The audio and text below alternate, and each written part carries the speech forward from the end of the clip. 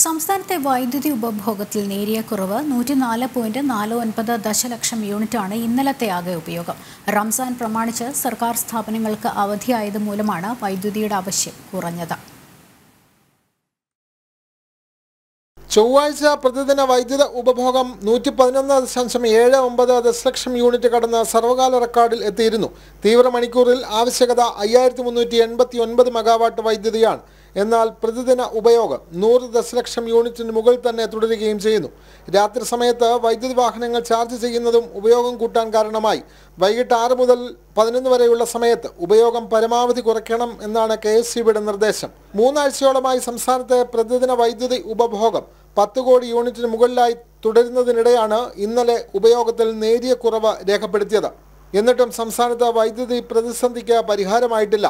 കഴിഞ്ഞ ദിവസം പ്രതിദിന ഉപഭോഗം 11.7 കോടി യൂണിറ്റ് കടന്നതോടെ 500 മെഗാവാട്ട് വൈദ്യുതി അധികമായി വാങ്ങാൻ തീരുമാനമെടുത്തിരുന്നു. എന്നാൽ ഇതിനുള്ള പണം എവിടെ നിന്ന് കണ്ടെത്തുമെന്ന് KSEBിക്ക് ഇനിയും വ്യക്തതയുമില്ല. ജനം, തിരുവനന്തപുരം.